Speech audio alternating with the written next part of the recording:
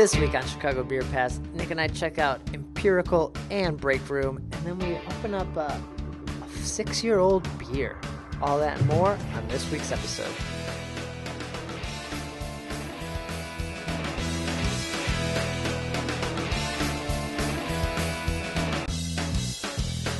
What did we do these last 3 weeks, Zoe? What'd you make it to?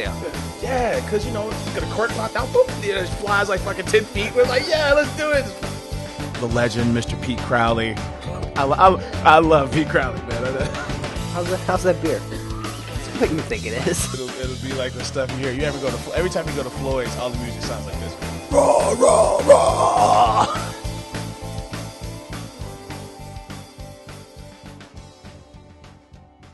Hey, and welcome to Chicago Beer Pass. I'm Brad Chmielewski. Hey, I'm Nik White. And we're back again with our weekly show on Chicago, I guess, alcohol.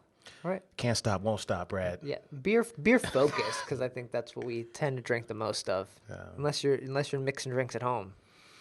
I got a couple. I'm not very creative. But what I do is I jack the menu every time I go out to a cocktail bar. Yeah. And then I make those at home. Okay. So like all the stuff from like the Whistler and Lost Lake, I'm like trying to make that shit at home to get started. I was listening to some guys today talk about drinking. Yeah. And they were talking about gin, and then one guy's like, "Yeah, I did like 4 gin shots." I was like, "I don't think you do gin shots. That's something you definitely don't do."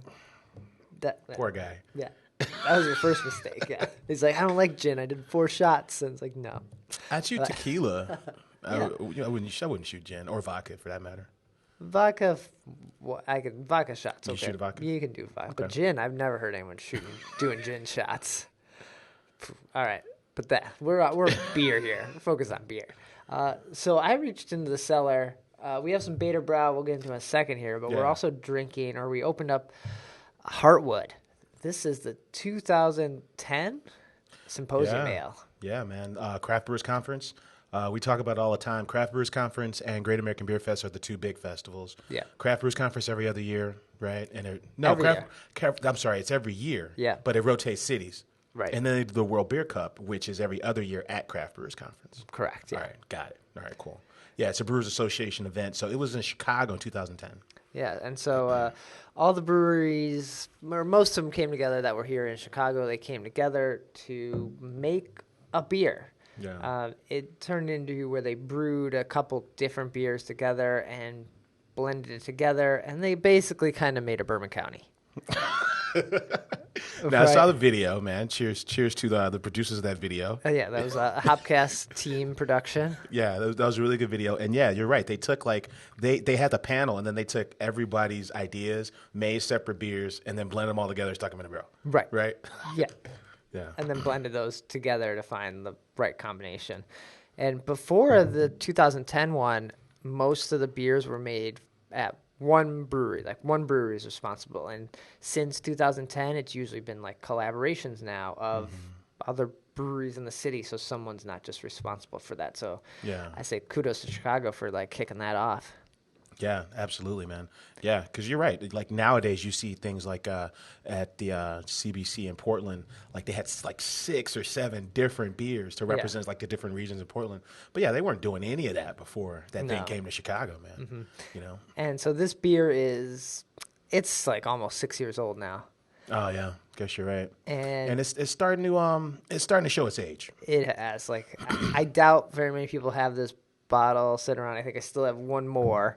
Even, but there's lots of cellar notes in the aroma, and the taste all the burn is gone. It's just kind of this like a sweet bourbon that's not great. Yeah, if you were stuck with a stout or a barley wine for this long, right?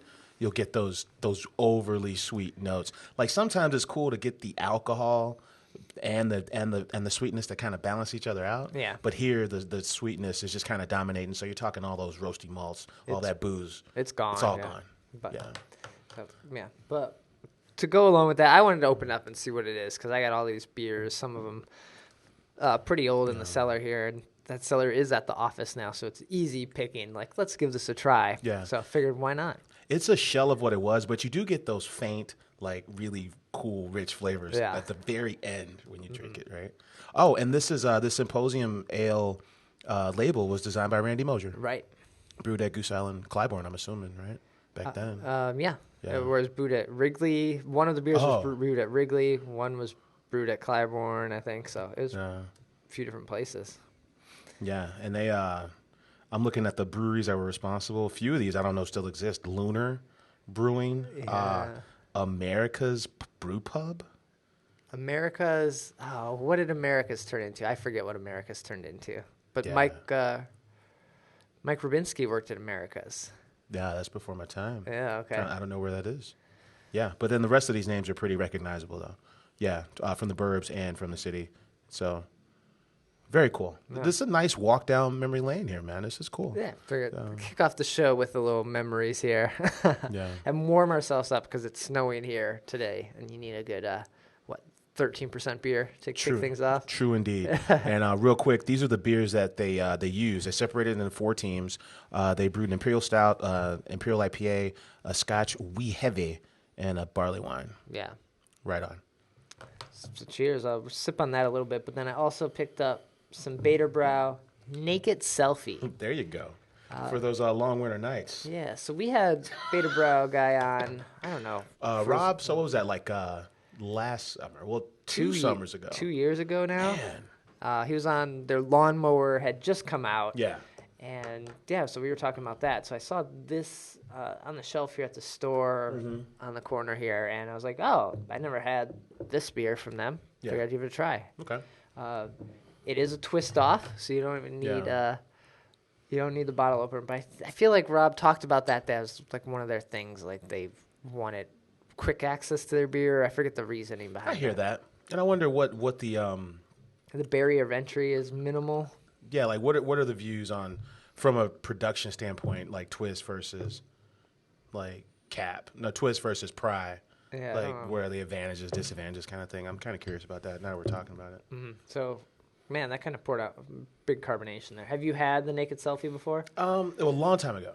Okay, I think I might have had it at an event or something. Yeah. I'm not a big black IPA fan.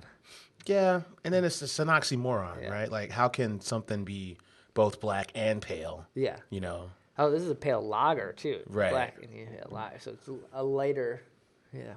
Yeah. Some I've had, I think, like, there was one I had recently that was pretty out of sight. All right. That's not bad. Super roasty. Yeah. I'm a fan of the IPLs, man, because, like, most of them are true to form and just give you a really light body, you know? Yeah. And they don't linger a whole lot. I like that. But I know we're going to talk about Budweiser here later in this episode. But this logo makes me think of, like, Bud Light, like platinum. Bud Light Platinum? Yeah. It's, like, super shiny silver. Yeah, this is... And it being a twist off, but I don't know if I've ever had Bud Light Platinum. I don't think so. My sister, she was a huge fan of, like, Budweiser Select. Okay. And those would always, like, just give me a headache after a while. This is certainly better than Budweiser Select. Yeah, this is tasty. She would hate for them to listen to this and be like, whew, at least he said we're better than Budweiser. Yeah. All right.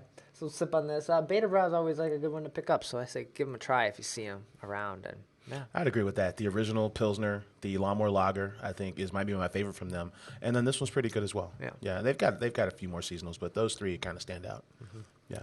So as we drink on these, what'd you make it to this week? What'd you do? Man, so I went up. I made my my semi-annual pilgrimage to Andersonville, Chicago. Okay. I usually get up there. Now I get up there twice a year because I definitely have to go for the Gluck slushies in the summer. Yeah. And I blame you for that. But They're good, man. But then I end up at Hop Leaf at least once a year. So I went up there for Super Stout Sunday. Okay. Yeah, so they were doing this is the 3rd annual. They do a Super Bowl tasting every year. And I just want to say kudos to these guys, man, because they could have dicked around and gave like these extreme prices for some of this hard to find stuff. Okay. Namely like Prop 2015, KBS, that kind of stuff. But you got this stuff, and you got the sampler glass, the bell-shaped glass. It was like $5 a pour, and it was like just a respectable, easy, super chill Sunday. Especially considering how ridiculous their tap list Yeah. was. And, like in comparison, right, the reason I brought that up is because, State and Lake, the Wit, there's a tavern at the bottom. Right. And they had, a BCS party, and it was like, we'll give you Regal Rye, but Regal Rye is like $60 a bottle. Just kind of a ridiculous markup, And this was a throwback to like what it used to be for me when like cool, rare, if you will, tappings happened. Okay. Cool shit went on tap, and it just wasn't a frenzy. It wasn't all broy, Because I was like, man, thank God for the Hop Leaf, man. This place is cool. Yeah. How busy was it? Oh, it was packed. It was 100% okay. packed. We walked right in and got a seat. We were probably, last ones to get sat and everyone, but it was Did you like. go back to the new area, or were you up in the front? I was in the new area. Okay. We started to venture around upstairs, but they said the upstairs was closed that day. Closed until 5. Oh, okay. Yeah. So it's basically 3 bars, right? Like, front bar, back bar, and then the new space, and then upstairs, so really like 4. Yeah, well, the back bar is just kind of just the dining area. Okay, so it's not. you're right. There's not a bar. There's no taps back there. But there are like 4. I would say like 4 locations. 4 rooms and then 3 bars. Yeah. At a Hop Leaf, and it's classic, man. Like no TVs, they barely play music. Just beer and conversation, man. Yeah, it was a it good time. still gets loud in there. Yeah, it's just bustling. It is hopping. Yeah. Up there. It's really fun. Yeah, so I went up there on a Sunday, and then when we were there, we're like, well, dude, we're in Andersonville. What else is going on? Yeah. So we thought about going to Transient, which occupied the Aquanaut. Sorry, Okay. Aquanaut, which operated in the old Four Paws space. Yeah. And Four Paws is really like one of the only breweries of this new wave that just kind of Fizzled out. Yeah, they took the bullet, man. They bit the dust. Oh, and then Aquanaut moved in. Okay. Oh, but Aquanaut didn't really have. A tap room or we don't know. They didn't have a phone number. So we were like, yo, should we go? And they were like, well, Empirical's got a phone number, and they are 100% open. Yeah, and because they're watching the Super Bowl. Too far from there. I know I drove past there coming from up this way, heading on the south side or south Roscoe Village area, south of Andersonville. Yeah. So we slid over to Empirical. I hang out with Clint from Lake Effect all the time, and then we were at a bar, and he happened to have some Empirical bottles, and he's like, and I'm like, dude, we're going to Hop Leaf Sunday. He's like, you should go up there. Okay. So it was his idea. So we went up there, and yeah, it was pretty good. We had a beer on the show that was it was a little weird, right? It was a ginger wheat and gamma ray ginger wheat. Yeah. Or something. We were like, yeah. We were just like, meh. And then we got there, we're like, well, let's see what they're doing. And we tried the beers, man, and we loved them, man. They had a black IPA on, and they had an Imperial IPA. They actually had like 7 beers total, and then they had a few cask engines. It was actually a really neat space. And you know what I like is that their all their tap handles are like they look like bottle opener kind of thing. No, they look like what's the thing that Luke Skywalker carries? Lightsabers? Yeah, they look like lightsabers. Oh, yeah. okay. Why was I blanking on that? I don't know. I didn't know where you were going with that. So yeah, their tap handles look pretty cool. Some of them did. And then what I like about their space is that it's big, it's raw, it's very industrial. None of this pinkies up stuff that we're seeing. And then none of the brewing equipment is actually visible in the tap room. Oh, okay. So like I'm like, so where's the brew house? Yeah. Yeah, where's the brew house? He's like, oh, it's behind that wall. He's like, we really want to focus on having leather, a couple leather couches, a bunch of games, and we really want to focus on having a real tap room. Okay. So I mean, it was different. It kind of reminded you of like a super cool like garage setup. Oh, neat. Okay, that is kind of different than you see elsewhere. Yeah. I feel like I've seen pictures. Do they have like garage doors that can kind of open? I think so. I know they have Galaga and Miss Pac-Man. Okay. And they do have big windows. Okay, maybe it's just windows that look like it Yeah. could kind of open up in the summertime. As Just a big wide open space. There was a really cool art installation there. So there was like this artist, and all his work was featured all around the walls. Okay. And it was good. Nice. It was damn good. I'm glad I went. I made it not too far from there. I made it to Breakroom. Oh, right on. Yeah. So I don't think I've been there. I went once a while back. okay. Yeah. That was my second time there. I went there just for drinks once before, and so this time, Maeve and I went there. We ate. We had some salmon and beet salad. We kind of shared. We weren't that hungry, but had a couple of their beers and place is really nice. Their space is their space is fantastic. So I'm sure completely different than Empirical. Like Total 360. it's decked out. It's has fancy fixtures and the super nice wooden bar. And there's almost like when I went, there was this. It's like this upstairs space. You could walk the stairs, and then there's like this almost like a reserve space where you could have like maybe 20 people up there, just away from the entire crowd, kind of overlooking the crowd. Yeah. And then they also do the like can growler, the crawler kind of thing that Dry Hop does. So you get that going. It wasn't too busy. Maeve and I were there, and it was a Saturday around like 5, 6ish. Yeah. Not a lot of people there. Pretty quiet. So I think it's kind of become like a neighborhood place. It's not like a destination place. It's not a piece where everyone wants to go there and have the pizza. And, like you go out of your way to go. Yeah, it's kind of like people in the neighborhood. There's kids. There's like a couple groups there. So what's your opinion on? We're talking about this week. What's your opinion on kids in these places? Because like you go to a place like Haymarket, for example, right? Yeah. I mean, I have a kid, so I'm not anti-kids. I have a kid, but like. Some of these places, like, the folks at Haymarket, they have kids. So, like, they have, like, sippy cups and, like, crayons and shit. And, like, it's, like, kid-friendly. Sure.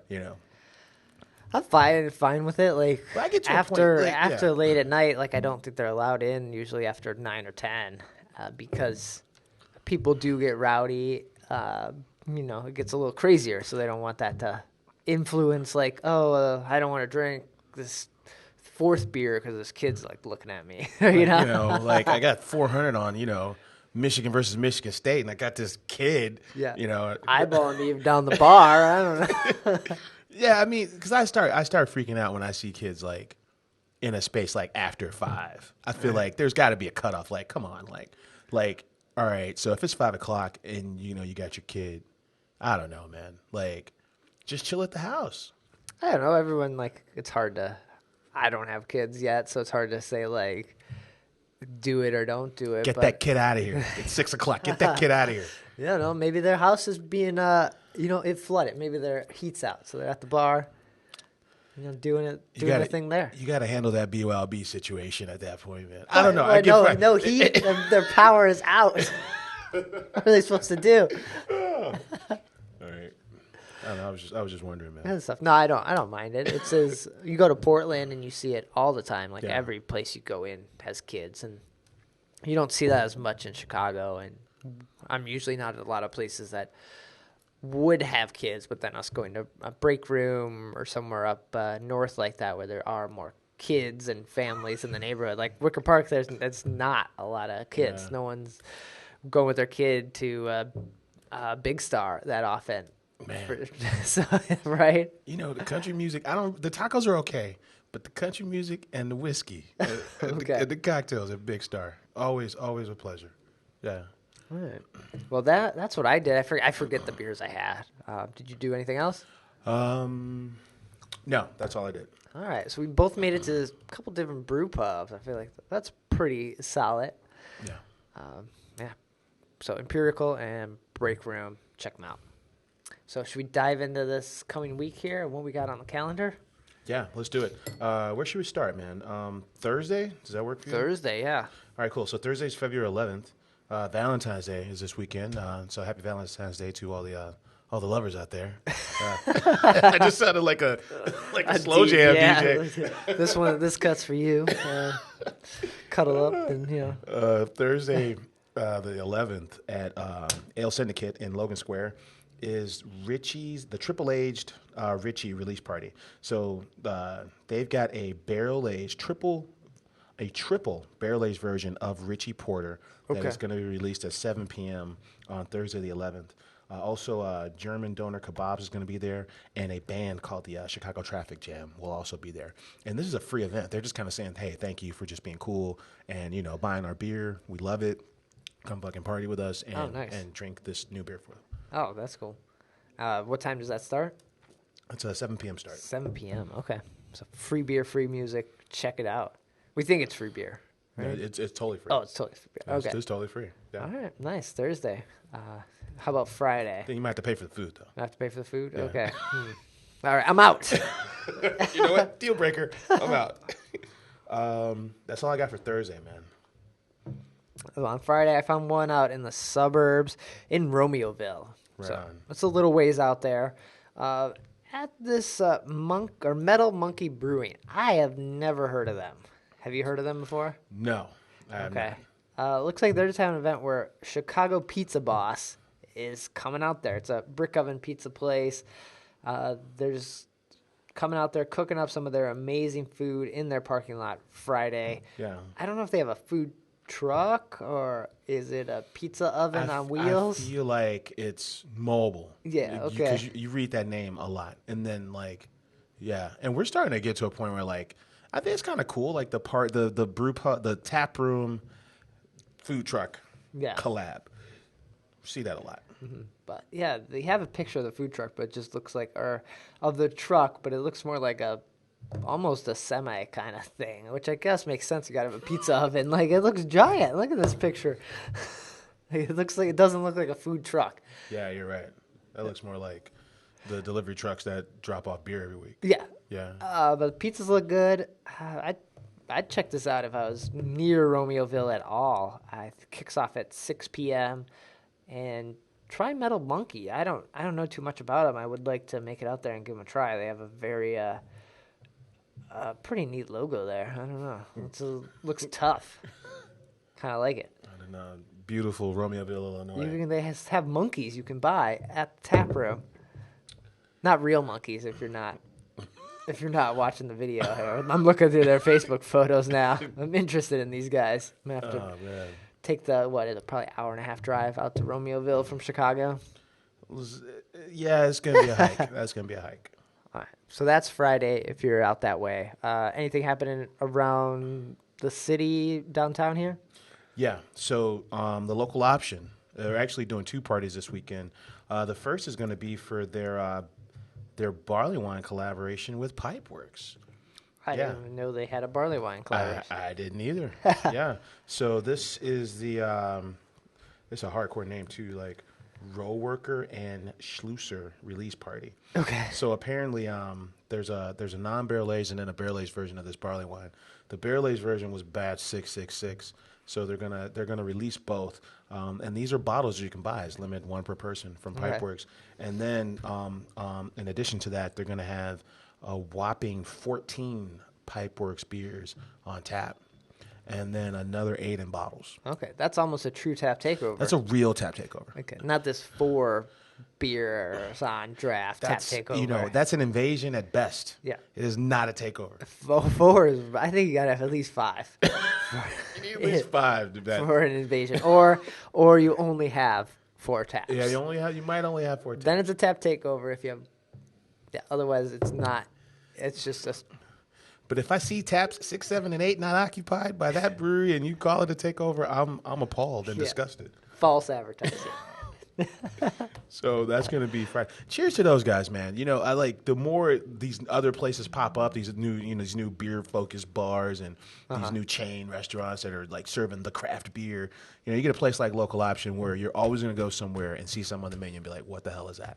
Yeah. They're always going to challenge you to explore beer and dive deeper into beer, and then they make their own beer. Yeah. And for a bar, I think they're kicking ass. Right? No, yeah, that's pretty awesome. So that's Friday as well. Yeah, and then Saturday they're doing a Jester King at high noon event, and at that event they're just going to have a bunch of bottle releases from Jester King. Jester King's out of Austin, Texas. I don't believe they distribute here. I think you can get their beers here for this one day only thing, and they're going to have 9 or 10 of them. All right, nice. So you probably still have a lot of those Pipeworks beers on tap as well still. Yeah, the next day for sure. For sure. So that's pretty awesome. So that's a Friday and Saturday. Not a bad weekend over at Local Option, I think. No, it's not worth at all. checking out one of those. Anything else happening on the weekend? No, that's actually all I got, man. There was something next Wednesday, even though we record on Tuesdays. Yes. There is an event happening on Wednesday. I know you came across it. And we started to write it down, but then we lost it. Yeah. So we will share that on the Facebook page. That's probably our best. That's a tease right there for you. That sounds pretty good. So check out the Facebook page / Chicago Beer Pass, and we'll share it up there because you need to get tickets for this. It's a ticketed event. Oh yeah. Oh, it's a ticketed event. Oh, why didn't you say so? Yeah, I've got it right here. It's the Chicago Distilling Company, which is actually right next door to Emporium, Logan Square. Yeah. And then Smylie Brothers, they're having a beer dinner. It's going to be up at Smylie Brothers in Evanston. So it's a gin beer dinner. Oh, okay. That's so- why we were talking about gin. Yeah, that's right. We were talking about gin earlier. Yeah, so Smylie Brothers has a gin barrel-aged farmhouse beer that use Chicago Distilling Company's gin barrels. Oh, okay. So then they decide to get together with the kitchen and make a menu based on that, inspired by that, right? So you'll get some beer offerings, and then you'll also get some cocktail offerings, all in the same dinner. Nice. Okay. Yeah, it looks like 4 courses, and it'll be looks like $25, which sounds pretty sweet. 4 courses. That's pretty good. Yeah. Yeah, but we'll share that on the Facebook page so everyone has a link and easy access to that. Right on. Because that does it for all the, I guess, events happening this week. Yeah.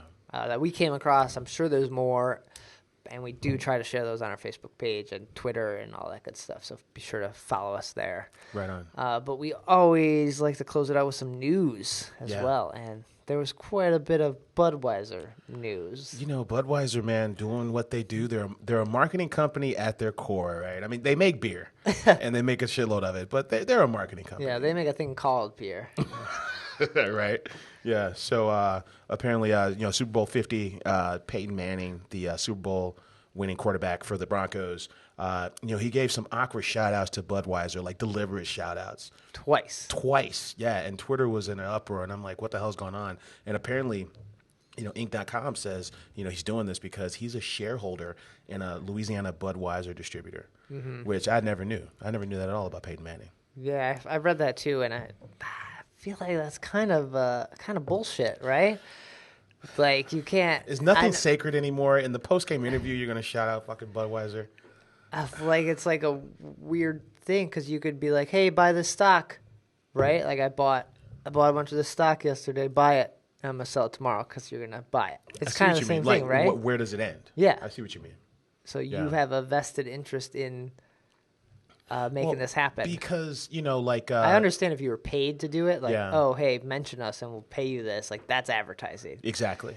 But he has more to gain because He's probably going to retire soon. Yeah. And then he's an owner. He's the part owner. In that same article, they mentioned that what he did in front of that audience was equivalent to about $3.2 million in advertising. Mm-hmm. And I'm with you, man. I feel like if you're doing a straight up commercial, like a Papa John's commercial, that's one thing. But if you and I are just having this casual conversation post game, and then you start mentioning, I can buy this stock in Nabisco, right? Yeah. You know what I mean?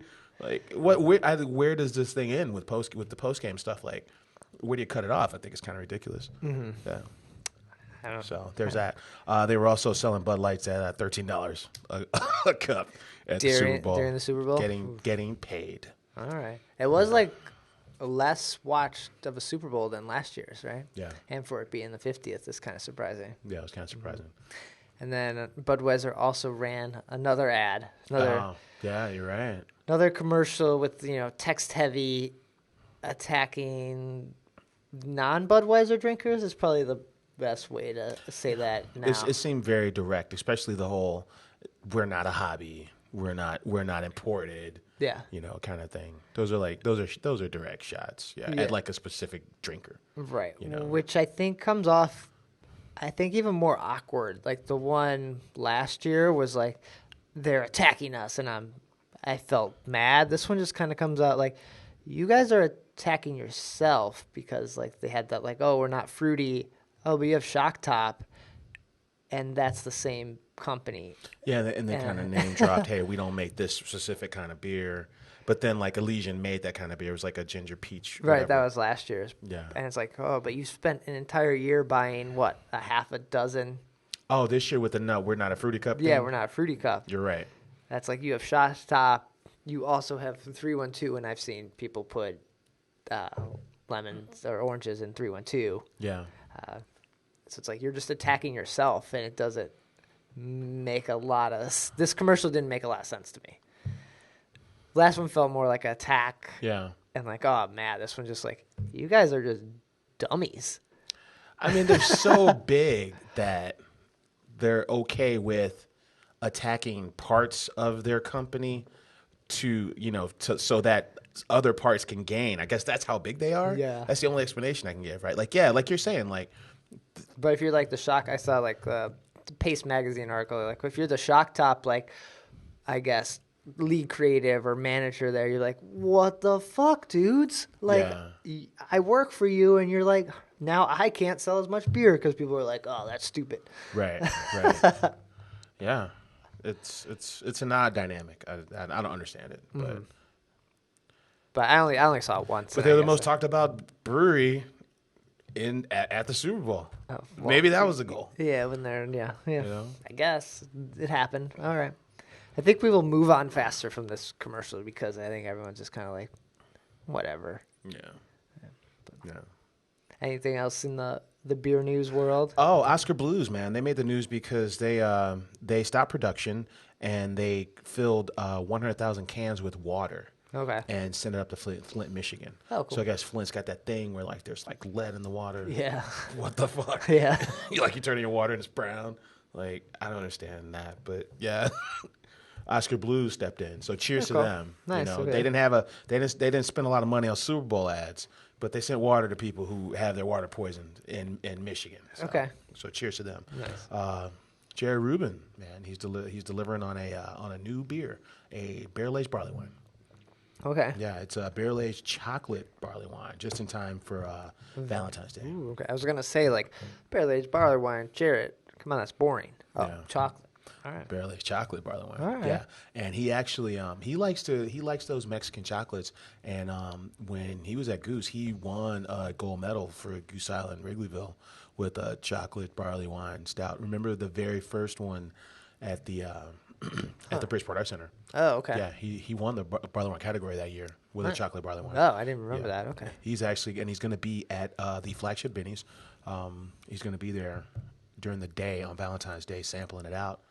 Yeah, he's probably not going to be there all day. He's probably got some He's probably got adult things to do a little bit later. Let's see his lady. And Yeah, but yeah, cheers to him, man. Like Jared, he makes good beer. Uh-huh. Yeah. Then I also saw Alarmist got their cans in, and they're going to start hitting the shelf.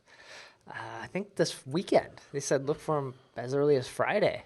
I had the Pantsless IPA, man, and I dug it a lot. I don't know if the Pantsless is getting bottled or canned. Okay. And it looks like they have tall boy cans from the photo. And yeah, pretty awesome. Yeah, and their tap handle's really righteous too. Mm-hmm. The stick of dynamite. Man, Yeah. how cool is that? Right on, man. Anything else happening? A little bit more news. Not Your Father's Root Beer. We were talking to those guys this week, and apparently they wanted to let us know that Not Your Father's Root Beer is being hailed by pundits as the next big thing in craft beer. Okay. And then they sold 1.8 million cases of that beer last year. That's a lot. I know my mom contributed to that. Yeah. She drinks it. She likes it. It's a weird phenomenon, man. It tastes just like IBC root beer, you know. And then I mean, we interviewed the guy Tim Novak, Small Town Brewing, right? And you know he's a good guy, and so cheers to him, you know, because he's you know he's making a few bucks. I'm sure he's paying his bills now, you know, 1.8 million cases. But that recipe got picked up by Pabst. So when you look at the bottle, it's La Crosse, Wisconsin, you know, the same place they're making for Loco and whatever the fuck else they make. So it's like that brand is nationwide. Because it's being made by Pabst, and then everything else he makes is probably just being made up in Wakanda or wherever his location is. Yeah, but because we had some rowdy on. Exactly, yeah, and that was one thing that they mentioned that I thought was kind of noteworthy. Man, you are starting to see like you know a spike in the copycats. Rowdy is from Berghoff. There's I think AB picked up a brand called like Henry's Hard Soda. Yeah. And you know that hard soda category is got a lot more entries because of them. It's coming back. Yeah. Again. You know, because of them. So, yeah. So, but they're still trying to call it craft beer, huh? Yeah, they will not stop calling it craft beer. I'm like, this is the same crew that was doing like 10 million cases a year of Colt 45 from the exact same facility. Like, get out of here with your this is craft beer shit. It's fine. I don't know. It's interesting to try. I can't drink. I have a hard time drinking a whole one. There's a really big version. I used to have it on tap in Westtown. It's 19%. Yeah, it was a really big version. I remember that one. Yeah, I mean it's gimmicky, but I was talking to a guy about it, and he was like, hey, this is the only time me and my wife can bond at the bar. It's over at your brother's root beer. So I guess it's got its place, right? Yeah, it is bringing some people. I don't want to say together, but it is like merging this. Like, hey, I found this thing. I like it. It's no different. How's it different from Bartles and James premium wine cooler? I know I'm showing my age with that statement, but it's more like that, man. It's more of a wine cooler than a beer. I guess so, yeah. Get out of here with all these, 10 reasons to try, and all of them are like craft centric. Like, who are you talking to? Mm-hmm. All right. I don't know. Yeah. But that's a lot of cases. That's the dude. A lot of cases. Yeah, man. Cheers to those guys, man. They're cashing in. Nice. All right. And then I think we wanted to mention some tickets that you need to pick up before we get out of here. Yes, the Valparaiso Ale Fest, which actually goes down like in late summer. Their tickets are on sale now. Okay. And we mentioned it because it's right over the border. But you get these Indiana breweries along with like the Midwest breweries and some Chicago breweries. You get that Sun King. Yeah, exactly. You get Sun King, Devil's Trumpet, Burnham. All these breweries that don't really get to make it to Chicago. You get to try them, plus all your favorites, and it's just outside the city. You get to explore some of these spaces like Figure 8, which is in Valpo. Okay. And a lot of these cool like Indiana breweries that aren't far away, but there's a whole world of brew pubs out there. Yeah. That are what is it, like Valparaiso, like 45 minutes away? Yeah, say if you're downtown. Yeah. So not too bad. Not terribly far. Get a DD or someone, that's can definitely gonna take it easy that day and drive out there and check it out. They may have a DD ticket. Sometimes some of these festivals do. Yeah, VIP's 90. I think DD's usually like 25. Yeah. And then general admission is like 60 in most cases. It's cool. Yeah. Just grab some tickets for that. Right on. Well, that's gonna do it for this episode. We still got a lot of beer left to drink here. Yeah, we do. But we're going to get out of here. Nick, where can people find you? Get in touch when you're not recording. I'm on Twitter, man, at Nicosio. And I'm on Twitter, at BRAD. Chicago Beer Pass is on Twitter. I mentioned this earlier, at Chicago Beer Pass. Follow us up there, as well as Facebook, / Chicago Beer Pass. We'll share events and let you know what's happening when we're not recording. So follow us up, check that out. And then the website, chicagobeerpass.com. All the episodes get posted there. Links to iTunes and Twitter, or not Twitter. Yeah, links to Twitter, of course, but links to iTunes and Stitcher, and the YouTube video is there. So check that out as well. But that'll do it for this week's episode. Cheers. Cheers.